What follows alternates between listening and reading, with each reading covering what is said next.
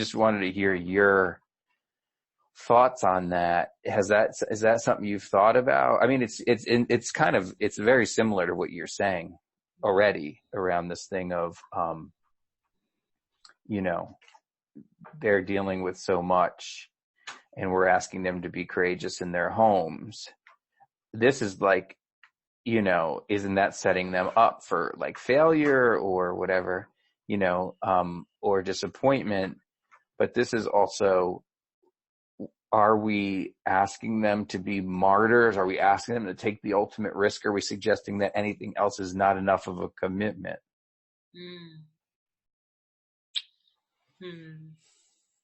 Well, we see it incrementally, but yeah. I mean, when you think of it as a way of life, I mean, that's what Warren is totally being. He's not martyred yet. Who knows what will happen to him? But that's all he talks about is there's no love without sacrifice. That's all he talks about, and how it's making love a way of life. That's he basically says that. In terms of what we can do just on a daily basis without maybe risking our lives, there are increments that you can do. Just, and at times we say just helping the person next to you get through a hard moment is a nonviolent act. Just helping. Mm-hmm. In other words, you could be so numb by conditions around you that you don't even see somebody harming you. I'm reminded, and my head has just been so squashed with trying to remember who told me this story. And I think it was something in Washington when I was there, because my head, I cannot remember because it was such a ghastly story. But anyway, briefly, girl is being beaten up in the bathroom just because it was time for her to be beaten up. Like it was just, I don't know. And other girls, the woman who's being beaten up, the child is screaming, bloody murder, help me, somebody help me. And the other girls are just stepping over her and going into the bathroom and coming out and talking and totally ignoring the fight, putting on their lipstick, walking out. Nobody helped that child who was being brutally beaten by another girl. And if our kids, I do believe that our kids see things like this, and I have talked to them at this CREC school lesson. Well, Miss, there's nothing I can do about it. Miss, if they'd be foolish enough to get themselves in that situation, I mean, there's just a cutoff. There's a cut. Coping mechanism. And it is a coping mechanism, and it's like how much, but what we're concerned about then is keeping their souls porous and alive, rather than deadening to the world, rather than becoming so numb and so compartmentalized that you can distance yourself from someone else. We're attempting to keep people porous. Yeah. And that takes a lot of courage in the world around you, because it might feel like it's easier to become numb. Yeah. Yeah. And that's a drug too. So it's a sickness. Yeah. Okay, so I know you probably can't keep going forever. I don't even know what question you asked me, but that's I asked you. Well, yeah, I mean, I asked you is there a risk? Does the work communicate to children? I think it becomes most extreme with children, but it's an ethical question. Like, is there an underlying communication that's going on that says you need to like push it to martyrdom? You need to go all the way. Is this kind of like, nonviolent Al-Qaeda in a way? You know what I'm saying? But I mean, but for justice, to bring about a good world, but like you should really do the most extreme thing you can to bring about justice. It's extremist for justice. Yeah, there are for justice, but does it change with kids? Is there an extra responsibility for an adult? I mean, and how do people learn? So is that what's happening? I don't think that gold standard is what we're trying to put out there. Is that the gold standard? the gold standard meaning you give your life Yeah. for this. Yeah. We use that quote if you don't, but if you don't have something you can live for, you're not fit to die. I think he said something similar to that.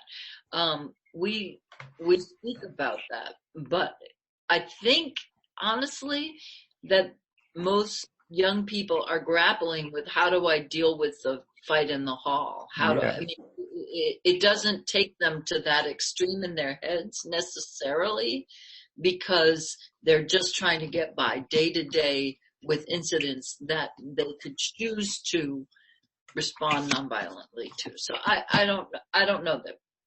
I'm not trying to push them to that far vision. It's incrementally. Like, how can I be nonviolent right now? Yeah. Good. It's attention.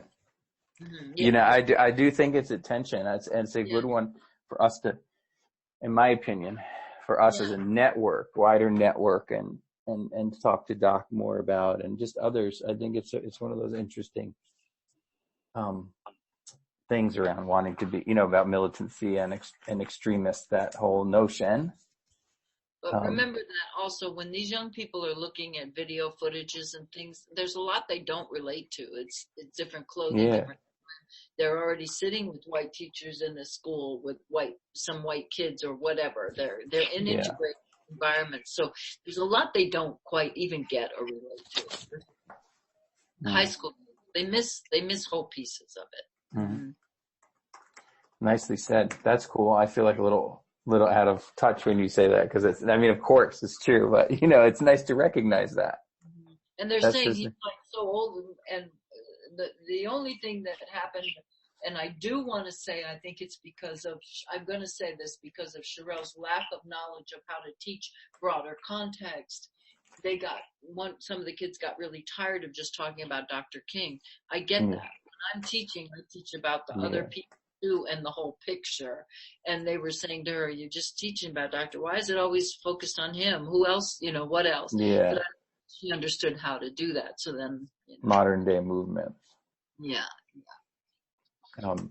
Okay, so I think the last ones just for now are the stuff related to like practical questions around different things that I wrote here. I'm trying to pull up the questions. Why is that not coming up? It is so hot in this room. There's no AC, except suffering without retaliation for the sake of the cause. You can't really retaliate against heat. That's what you're doing right now. Okay, so I don't. No, but there we go. You could start getting angry at me, or you can go in the other room and be pissy to your family. It's true. You're awesome. Thank you. So do you remember when Wilson started working with CTCM?